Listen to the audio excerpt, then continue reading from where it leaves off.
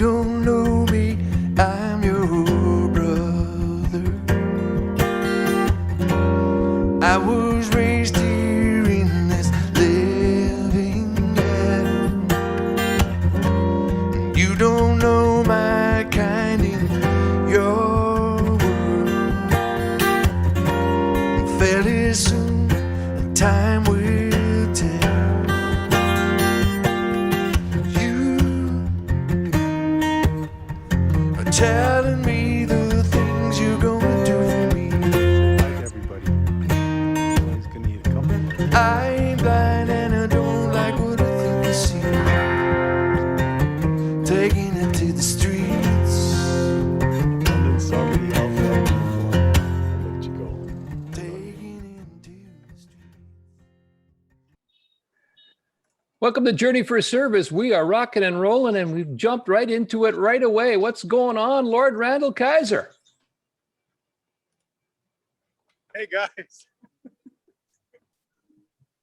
I decided to come down to City Hall this evening for our interview, which is right behind me, that glass building. This is the old one. I don't know if you guys can hear me. I'm going to move away from this, but this is the leading edge, the very beginning of miles of cars, okay? Palestinian Freedom March or drive-through or whatever. And all these other guys over here that are lined up and wait. I don't see the mayor of Calgary around anywhere, you know, greeting them or waving to them or anything. So I thought, well, I guess it's my job. It's called a free photo op. But you know what, William, I'm gonna have to walk. But I just wanted to show a little bit more of it before I get out of the noise, eh? No problem. You probably can't hear me very well, so we'll give you some time to walk over. Actually, what I'll do is we'll come right back. We won't stop the recording, but we will pause it just to give you a break here. All right, we're back. We got the noise issue taken care of, but Lord Randall, what the heck is going on in Calgary right now? Everybody's going bananas. It's tonight. I wanted to come down here, like I said, and do our interview down here at City Hall, but I didn't plan it. But there was a big car rally protest for Free Palestine going on, is what's happening. But it was really interesting. When I was coming down, they were going a different direction on McLeod Trail, and the cars, like, holy crow! And see, there's even more on this street. We might have to find a really quieter spot yet, but it'll be okay now. I'm underneath the City Hall right now. This is our City Hall. But the cars that they have, like Hummers and Lexus and T-tops on these Mercedes and stuff, I'm thinking, holy cow, all the money that's on this street, like miles of cars, I could have put near Freed Palestine. You know, I'm sorry, I'm not making fun of anybody here, but holy shit. And then the other part that was interesting is where we were just at, on the other side of the City Hall, was the majority of the people that are out there protesting, standing there with their flags up and everything, were wearing diapers on their faces. So it's just odd. Like, people seem to not be able to follow themselves, you know, like, you want to free somebody over in some other nation that you ran away from, and yet you're wearing a mask on your face and you know, enslaving yourself to some ridiculous notion here in Canada. Like, oh, they do this. That was weird. Thank you. It's a big Whereabouts are you heading now? like, Where are you heading now? I'm going to go up underneath the library. So that's our brand new library. That's City Hall. That's a brand new fancy parkade. Like, blowing money out of the freaking universe these days down here in Calgary, I'll tell you. But I can find a quieter spot up here, William. So I really wanted everybody to see that, though, because there are so many stories here, and I'm not against immigration by any means. Don't get me wrong, and I'm not trying to make fun of people, but seriously, they say Satan runs the world, and Satan, in my mind, is just crazy thoughts. So there's a lot of crazy thoughts going on right now. I'll tell you that. Well, you've had kind of a Sure. crazy week. I think we'll just kind of go with that theme, actually, because I'll be honest, I wasn't really overly prepared for today, but I kept thinking you've had a pretty interesting week this week because you met a gentleman. You sent a video to me about some of the economic structures that you saw someone who was sort of speaking your language, and I know that you reached out to him and made a connection with him. Any news in that regard? Yeah, no, haven't heard back from him yet, William, but I'd like to talk about that. It's a beautiful little economic theory that he has a video of, and we'll post it below for people that missed it other times. And once I get back on my YouTube channel, which I'm on a timeout for a week, then it'll go up there again as well. But it's a theory that's based on, like, he uses a little bit different words than I did, or that I do. But the common thing is the comfort income part, right? So when he talks about it, he says, he calls it the, now let me get my head settled down here after all that activity.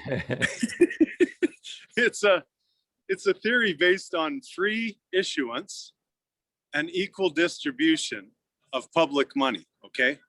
And he doesn't refer to public money, but I'm going to say that because we're talking from a public jurisdiction now as a mayoralty candidate in a public setting. Yep.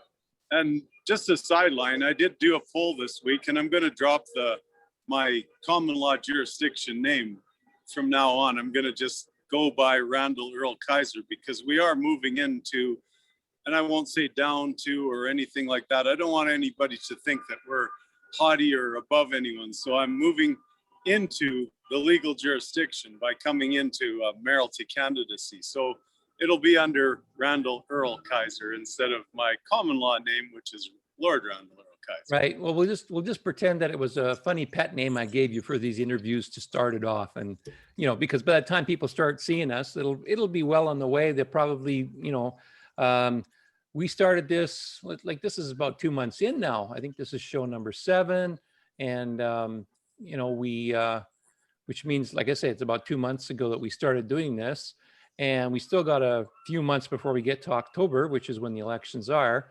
And people are going to start seeing you once you actually register yourself, which you haven't done yet. I mean, that's something you're kind of waiting on a little bit longer. You talked about that a little bit last week. So, by the time people start to get to know you, then they'll go back and they'll see our conversation and said, well, why did he call him Lord? And, we don't know him as Lord anymore. So I'm glad that you actually made the change because, there won't, like you said, there won't be any stigma about, using that term, that word. Yeah, it was pretty much a consensus across the board from the people that I polled. And my family and a few other people as well that I said, look, what would you think? And I like that. I want people to participate in this because this isn't about me. This is about me being the messenger, and messenger in the sense of, as everyone is well aware by now, I'm a banker at the highest levels of banking that there is. I function in the world of tier 1, tier 2, tier 3, tier 4 private platforms and public platform trading. Okay, so that's where the money is held out of the economies in off ledger accounts. Okay, I also know and deal in the transaction of instruments with the MT103 Swift messaging, MT760 standby letters of credit, all of that kind of stuff. And I still function there. We're working on some redeeming some German bonds this week. I'm going to just share some more information with people because I want you to know that I know what I'm doing. You know what I mean? I've been at this for a number of years now, and I have contacts around the world. My phone is full of brokers and account holders and officials that are gatekeepers to these platforms, all kinds of language that most people just don't have a clue exists. And I'm not saying that's above anybody. It's just a kind of a hidden banking realm that people don't understand and don't know about. And I'm here to give people that message and to transfer that information in as comfortable as possible way to the masses, so that they realize and understand that there is no such thing as lack when it comes to money. There's no such thing as debt when it comes to public money, because if there is, then the people of every nation are the creditors, okay? It's as simple as that. But we'll go into some more stuff. I want to hear your questions and we'll go on from there, William. Sure. I did have a couple of questions that popped up this week in my own mind. Ironically, one of them, I think I was in the shower at the time and I was going, if things are going real well in Calgary and, Randy is, the mayor and things are going good and he's got comfort income set up for every resident of Calgary, I'm moving to Calgary. That's kind of what I thought, I can just see if this only happens in Calgary, and I'll give you a chance to talk about that too. But if this only happens in Calgary, you can guarantee that you're going to be getting a lot more people moving to Calgary. So, let's face it, you get free money basically is what it sounds like. So my thought was, how are you going to, are you going to have to manage something like that? Or do you see this as something that's not just going to happen in Calgary just because you're a mayor? Yeah. I mean, I'd be pretty out there to say that it's only going to happen in Calgary, William. And you're right. If that was the case, yeah, we'd be overwhelmed, but that's not the case. And by the time that this mayoralty candidacy comes along, there's going to be so many changes that people will just be overwhelmed. And it's not just about Calgary, Alberta, Canada. This is about the world changing, and the whole world being the human construct, not Mother Earth. Mother Earth is fine. Mother Earth is in harmony. Mother Earth is perfect always. But the world of man is always trying to be challenged and moving along at different paces sometimes. And, the key word there at different paces is the word suppression, okay? So suppression is what mankind tries to do to itself, okay? And I'm not, again, I don't want to come down on the people, okay? It's a system that we're caught in. And we're caught in this system of suppression and the suppression of one another. And when we get out of that idea of suppression and the idea of lack, then everything just moves along, and people will see. I'm glad that we're going to leave those other videos up, because people will look back, and not to say that I told you so or anything like that. Just look back and say, well, maybe he does deserve a vote, to give him a chance to even tell some more truth and to bring in this whole idea of comfort to all human beings and compassion and love. Well, so that's what I'm here for, brother. Yeah, I've said it before, and I'm noticing it even more now. It is much more than just about money, though, too. It's yes, there's comfort income, and that will change a lot for each individual. But, I was starting to think about this as well. I was going, well, if people want money, and then you're definitely going to see things change and move. There are going to be people leaving their jobs, no question. And there'll be other people starting their own businesses when they couldn't start it before. So there's going to be a huge shift, I think, and not to say it's a bad thing or a good thing. It's just, that's kind of what I see.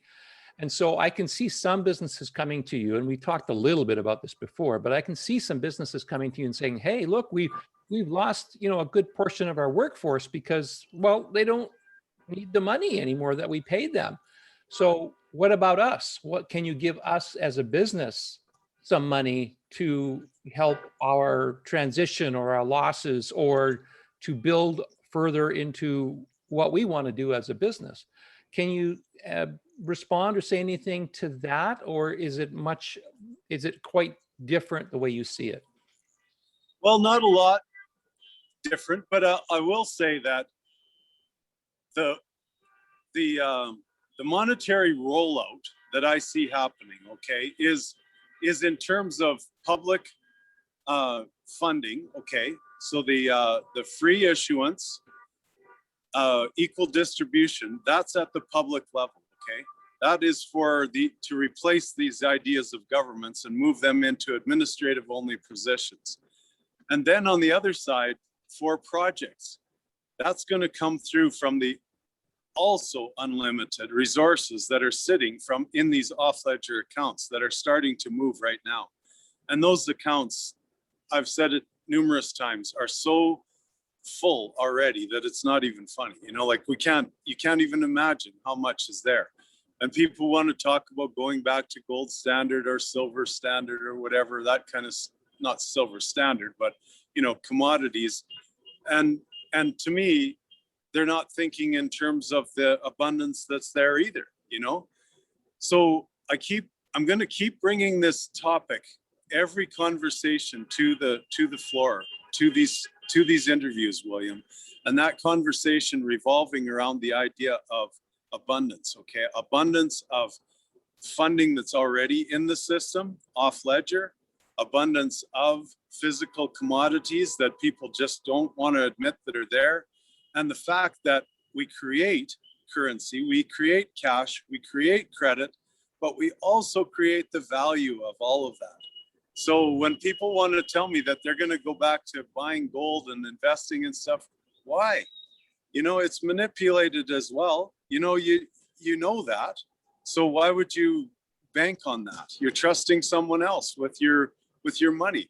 The key is to stop thinking and worrying about money altogether from the people that are striving and trying to make their payments on their houses and, you know, buy their groceries, all the way up to the people that are trying to protect the system, okay?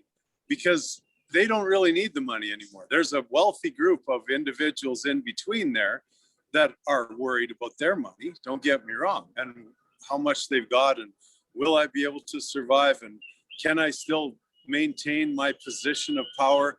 But then there's this other group of people who just want to keep us distracted from the simple truth that money is unlimited, or credit, cash, currency is unlimited. And the more that they can do to encourage the ideas of what's going on down here right now with all that still horn honking in the background of directing people's attention to fighting against one another and distracting from that simple truth that we can supply the comfort to every human being so that we don't have to worry about borders and, you know, secular religious orders or whatever, you know, like it's just, that's all nonsense, and it'll go away when every human being is comfortable in their land, in their country, on their soil, with their food, water, and shelter. I'm thinking about another thing too, in relation to the comfort income, and that to me is a question about how we value things, as far as I'm not just talking about money right now. I'm talking about How are you? Good, thanks. I'm talking about an attitude, you know, like we've been born and raised and conditioned, so many of us, maybe not you, but many of us have been conditioned to the idea of it's me first. You know, I got to take care of me. I don't want to worry about somebody else or what's going on with them.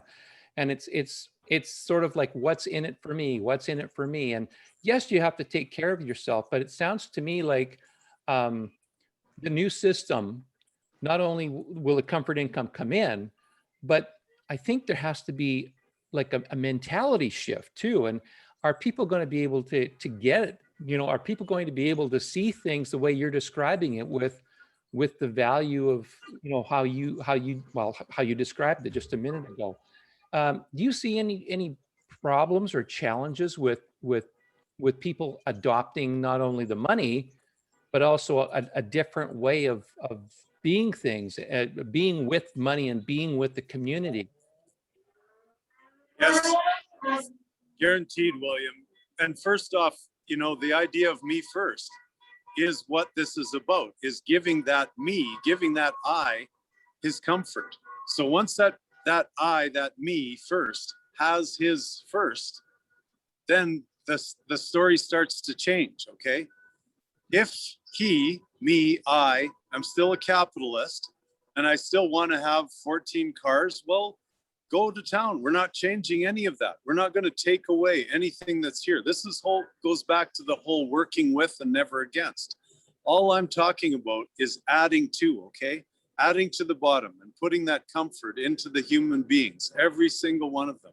How that affects the communist or capitalist regimes or the capitalist or communist mindset of human beings, which is the duality mentality inside of every one of us, is pretty unpredictable at this time. I don't know where that'll go, but I do know that if every human being is looked after with their birthright, if you want to call it that, with their comfort, free issuance, equal distribution, then from there, the whole story changes, okay? We don't have to start figuring out how the rest of it unfolds, because the people that are, you know, concerned about money, like, here's a good example, okay? A couple of little adventures I was on this week. I think this will help with the story. So I live up on top of a hill above this area, which is, I'll give you a little scan again. We're on the,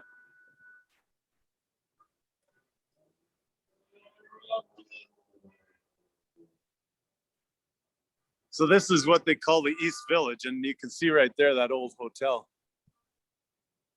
That's the St. Louis. Yep. That's where Ralph Klein started his campaign back in the day when he was the mayor. And I heard today a guy told me, he said, you know, Ralph Klein's first run at mayor, he only spent about $8,000. That was back in the 80s, but wasn't that cool, you know? And he became mayor and then provincial leader until he resigned. Like, he had to resign. Nobody was going to even let him go, you know? Well, quick question. This is where he...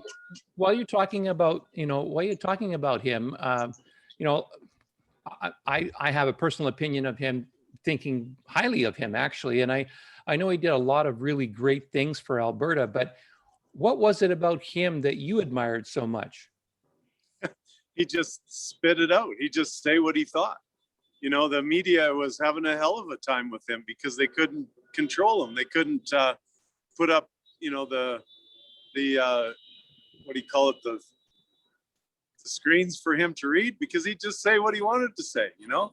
It was just, he was just an amazing man that way. And it was, you know, nowadays the media has become tighter and more potentially manipulative or whatever, but I'm not going to do that. We're going to have a YouTube channel or a whatever kind of channel. If the media doesn't want to tell the story when I'm mayor, I'll tell it myself on our own channel. You and me, we'll keep doing this every week if we have to, William. But you know, again, I wanted to just say, so I'm living just up above this area on a hill.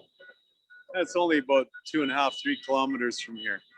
But it's very wealthy neighborhood, okay? Or not so much the neighborhood, but the one street that looks over the city. You can imagine how much value each of those lots has, right?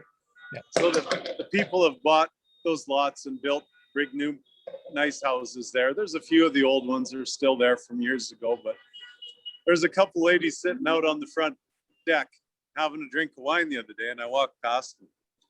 They said, hey, kind of dressed up, aren't you? And I said, well, the mayor's got to be dressed up. So I broke into my little thing and we had the nicest conversation. And I brought this idea of comfort income up right away to them. You know, that's what I do with everybody. First off, I say, if we're in debt to anybody, who are we in debt to? Can you tell me that? Because I'm a banker and I can tell you if you want me to, but I'd like to hear your question or your answer to that.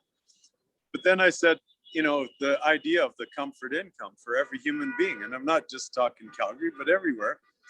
And the lady said, well, I don't really need that, but I could give it to somebody else. And I said, who are you going to give it to? And she kind of got stumped.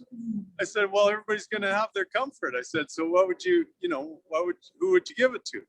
I would suggest you just keep it. If you want to go on a trip or you want to buy a new chair for your house or something, we're not here to take anything away from anybody. We're just here to add to.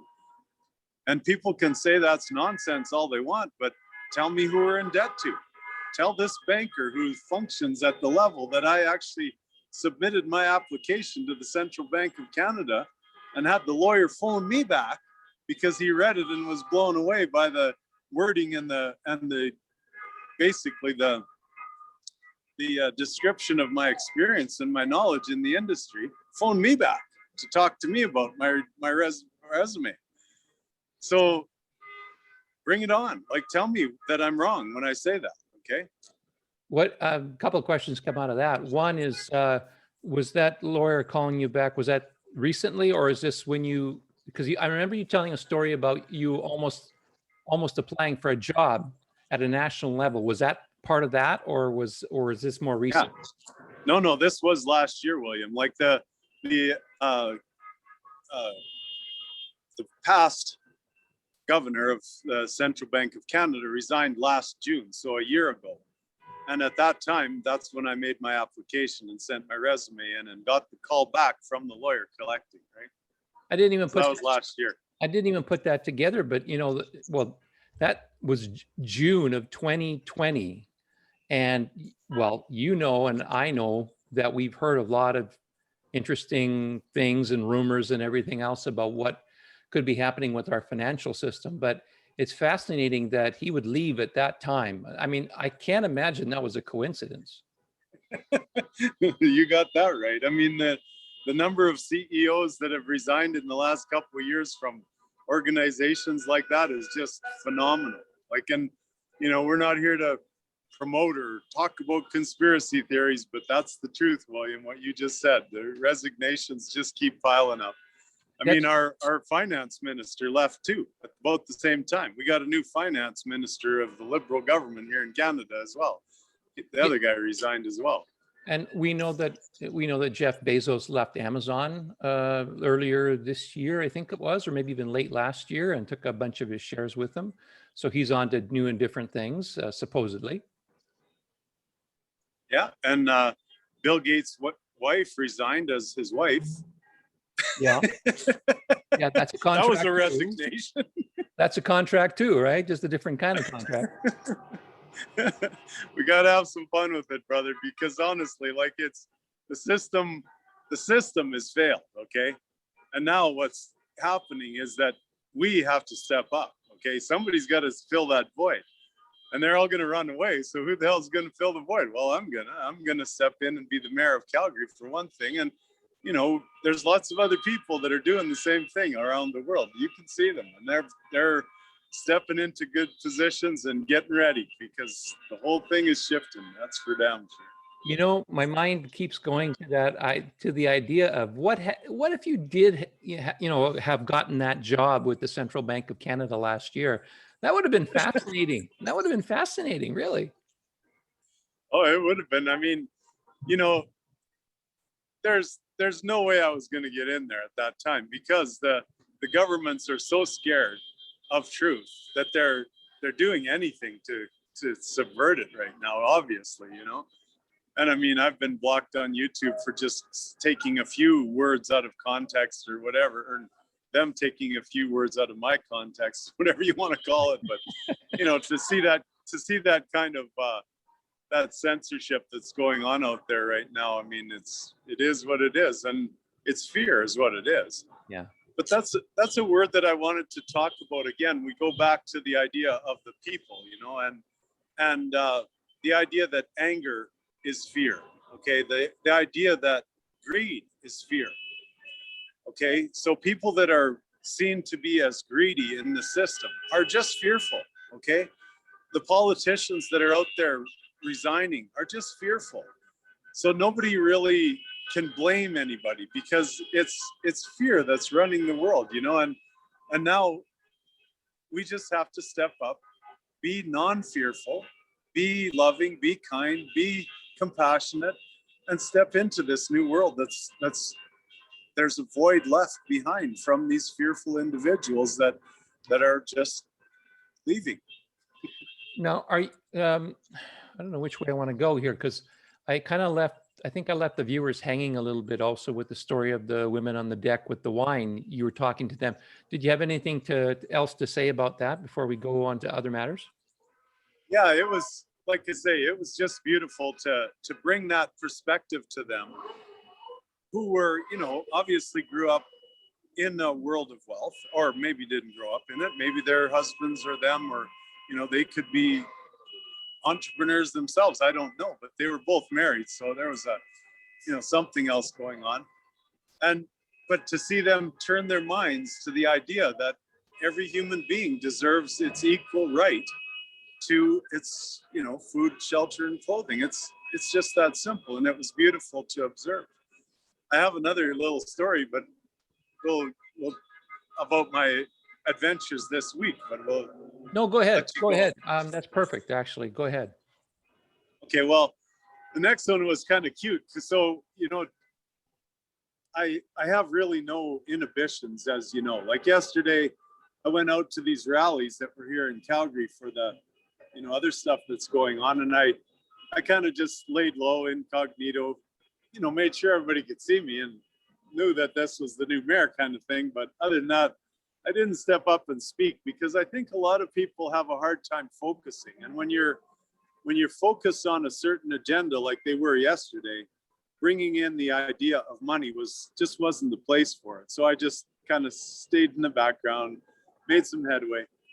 And again, when I had the chance in the moment, which is where I love to live, I'd let her be known, this is the new mayor, by the way, And this opportunity came up the other day. I go down just straight down the road here from where I'm sitting now to this little ice cream shop, and they got $1.05. They got to put the nickel on for tax, but $1 for an ice cream cone, a soft ice cream, and they're open till 8 o'clock every night. So it was warm 2 nights ago. I went for a walk down there, and I got there about 5 to 8, and the girl came out, and there was like a lineup waiting for their food. That's a burger joint too, but they have soft serve for $1. So there's about a dozen people waiting for their food, another dozen waiting in line. And she comes to me and she says, "You're the last one." And I went, "Yahoo!" And everybody heard me in the whole thing, right? That were waiting for their food or waiting to get their ice cream. And they all started to kind of laugh, and it lightened everybody up, they're standing there. And so I just kind of said, "Well, that's pretty good." But I said, "I'm not going to be a cop." I said, I don't know what I'm going to do when somebody else comes along. Sure as hell. But 3 minutes to 8, and I looked at my phone because I wanted to make sure it was right. And this older couple walked up, a little older than me, I think. I'm not sure what age, but walked up. And I said, "Oh, you guys, I'm so sorry." And I said it loud enough again that everybody could hear me that was standing outside. And I said, "You're going to have to go in front of me because I'm the last one." And again, all the people were just, yeah, way to go. And I said, "Oh, by the way, everybody, I'm running for mayor, so don't forget this name, Randall." Or guys, like they're just, "We're voting for you." That's perfect. So that's the kind of fun I love to have, William. Just enjoy this thing. It's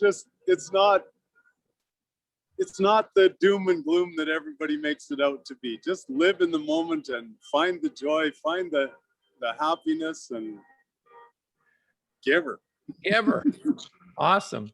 A suggestion for you, not a question, just a suggestion. I Sure. For whatever reason, I pictured this thing on the back. I don't know what they call it, but it's threading, like you'd find even on a jacket, for example, but it would be on the back of your shirt. And, just say, "Vote Randy for mayor," or something like that on the back of your shirt, so that, people can you're always walking and you got cars going past you, I'm sure, all the time. So you could have that on your shirt during the summer, at least, and maybe on a jacket or something in the colder months. That's a good thought, William. And it's an old-fashioned way of thinking of this.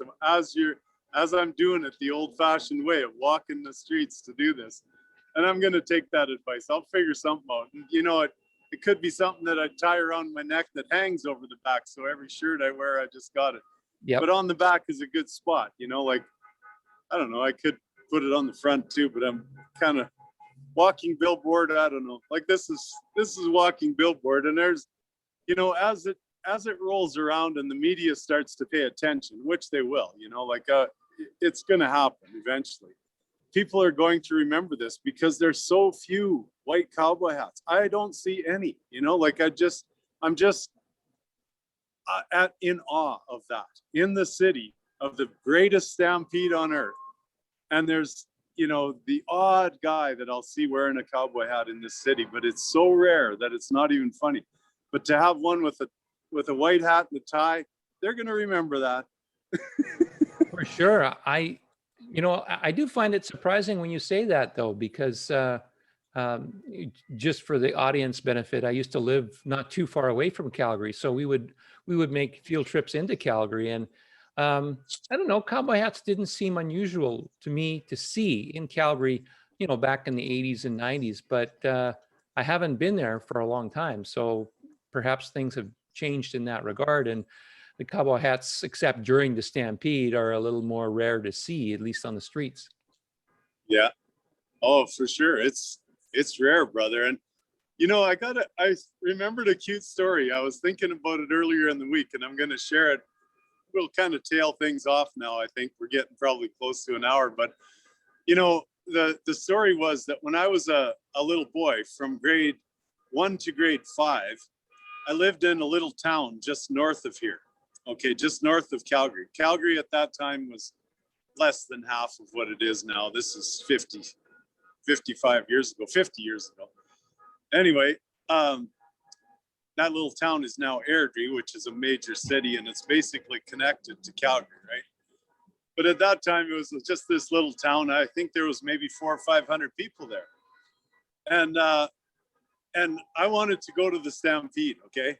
As a little boy, I was so excited because, you know, we weren't in the country. We lived in the town at that time, but my grandfathers both had farms, you know, and we were out there all the time. And I just loved being out in the country. So I wasn't a horse guy because I couldn't ride horses. I had a problem that don't need to talk about, but it was a issue that I couldn't sit on a horse, you know, and but I just loved the idea of the Stampede and watching the bulls and stuff like that. That was just my thing, right? Yep. So I said to my mom, you know, like, we got to go. And she says, well, maybe you're going to have to earn some money, you know, because it costs money to get into that thing. And, you know, you want to go on some rides and stuff, it's going to cost you some bucks. So I started selling greeting cards, okay, in Airdrie, in this little tiny town, as a 8-10-year-old kid. And I went door to door selling greeting cards, like Christmas cards and birthday cards and stuff like that. Yep. And then I built up enough revenue from that to buy myself an outfit. And you know what I bought? I bought myself a straw hat, some great big sunglasses, and a cowboy shirt. I don't think I had a tie, but that's what I bought with my proceeds, eh? Eventually it led to me being able to buy my first fishing rod. I remember that because I actually kept it going for a while, you know, this little card salesman guy. But that memory came back to me this week, and I thought that was cute because we are going to have a Stampede this year, no doubt about it. We've got already plans. They're moving a few buildings around. I live right above the Stampede ground, so I'm starting to see a few things happen. So we are going to have a Stampede this year, and what it looks like, I don't know, but it's going to be good because I'm going to be there. You won't be selling anything while you're there, though, I guess, except for, you know, people to vote for you for mayor, I assume.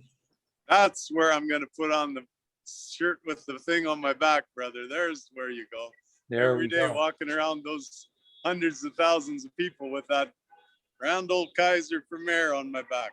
Perfect idea, and good talking about that. Thank you, William. You're welcome. We do have a little bit of time left, not a ton of time, but a little bit of time. We seem to be a little bit nostalgic, I think. I'm getting a sense of that a little bit in today's talk. So I thought maybe we would talk a little bit about other things when you were a kid, as far as what you saw in Calgary and the area surrounding Calgary, and what kinds of things have you seen change that you would like to actually see maybe come back? Is there anything like that, or anything that you would like to see that currently just isn't happening in Calgary? Well, not really, brother. Like, it's just expansion of what we've got. We've, this system of money creation that the governments have been working under for many, many years has built a lot of beautiful infrastructure here, obviously. Like, look at this library for one thing, and, all of these other structures. And that's why I don't like to bash anything much, like we've our society has moved ahead, and we've moved ahead to a stage now where I really believe that we're ready to admit that we can create whatever money we want and take that to the people and say, so now that we know we can create all that money and the debt is just really ridiculous, we've been talking in terms of that on a public level for all of our lifetime, and we've never paid any of it back. We pay this silly interest to who, or do we really? I'm going to expose some budgets. That's what I'm going to do when I get in there and see what those look like. But it's other than that, we've done a good job in Western culture and in Canada especially, to build things and to create things with this monetary system. So all we need to do is add that one last little bit of truth that we can create enough for comfort for every human being, and then let's just watch this thing unfold, because it'll continue, and when it unfolds around the world, this city is overbuilt probably because people aren't going to continue to immigrate here unless they've got family here or whatever, because they're going to have comfort in their own nations. We're already seeing peace in so many places. This uprising again that's going on and that they're talking about in this big rally today in Palestine and Israel is a very last ditch desperate attempt to spin people back into the idea of fighting with each other again. Most of the explosions that have been going on are fireworks, okay? And if anyone wants to argue with me about that, they just have to do just a little bit of research on the web, go to get some truth out of the people in Israel itself, and you'll find out there's not very many people that are being hurt this time around. They're evacuating buildings and destroying them, just like they did with, what did they call that building in Manhattan, 9/11? Only they didn't evacuate all of the people. They should have, but a lot of them were gone that day, not working when they demolished that building, right? So that's what's going on more in Israel and in Palestine now than back to a full-fledged war. That's not the truth.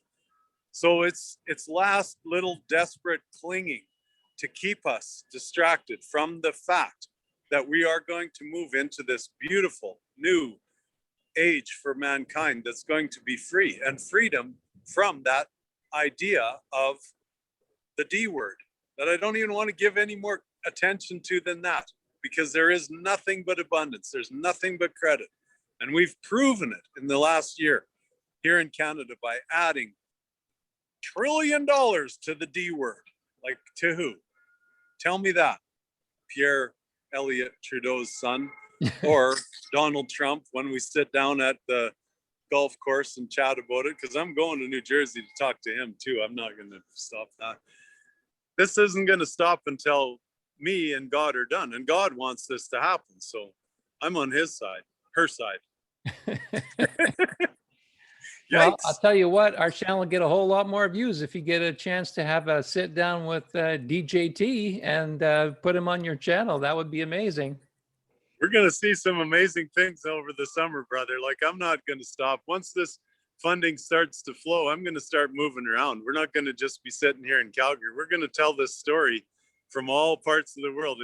And we can do it because we can zoom in from anywhere. Yeah, there you go. Well, I can only imagine, what things will be like. Do you see yourself kind of registering for mayor once some of the ball starts rolling around all of these funding things that are going on in the world? Yeah, that's what I'm intending, brother. I don't want to use the word waiting because the timing is perfect. I don't think in terms of waiting. I think in terms of extending time. Okay. So if someone says, oh, you're waiting for your funding, well, that might never happen. No, I'm extending the amount of time for that to happen so that everything else can come into play. And that's the way God works it. Okay. Synchronicity with the divine source energy. You look back at your life, you'll see the perfection. If you believe in God, if you have faith and trust in the true divine source, then everything that happened in your life previous is perfect. Okay, moving towards the completion, and that's what it is. It's that way. Next week, I'd like to talk to you about a book. Okay, I got to remind myself, and I thought of it just now. So I was listening to an audio version of The Science of Being Great. And if anybody wants to check that book out this week, go ahead. There's one called The Science of Getting Rich and The Science of Being Great, written by Wallace Wattles in the early 1900s, okay? These books are the basis of my resetting of my subconscious. And the way I did it was to put the audio book on at night when I go to sleep and then just let it play. And when I fall asleep, I know it's still sinking in there somewhere into this computer, okay? It's grasping some of it. My ears keep working, and my brain keeps working. So it's grasping some of that. And that book is so beautiful, and it talks about how, this perfection moving towards completion, including all of this stuff that some people are seeing as negative right now, okay? What's happening right now is supposed to be happening to get us all to that point of awareness, alertness, to understanding the perfection of God's divine order for all of us, for this whole Mother Earth and the world of man. And I don't care what people want to say about religion or me getting off on track with some kind of talk about God. I'm going to say it because there is a God, and that God is in me, and that God is in you, and that God is in everyone and everything every day. Awesome, Randall. I think that's a great place to kind of wrap ourselves up for this week too. Your audio was starting to get a little bit muffled and not very clear. We heard everything you said, but to me, that's the sign that it's time to wrap this show up. If you could give us one last blessing for today, and thank you very much for your time once again. Yeah, I was getting a little windy there, or maybe it was getting a little windy there. I don't know, one of the two. Well, it wasn't wind. It's not the usual, wind sound. It's just like muffled. It was muffled. It still sounds muffled. Okay. Oh, it sounds better Well, now. Sounds better now, but that's great. Perfect. Well, then we will sign off with peace, harmony, love, abundance, and freedom for everyone and everything every day on our minds. Thank you, William, again for this wonderful moment and this wonderful time, this beautiful place to be alive. Abundance, sovereignty, health, love, and euphoria. Go have some fun this week, guys. I love you, William.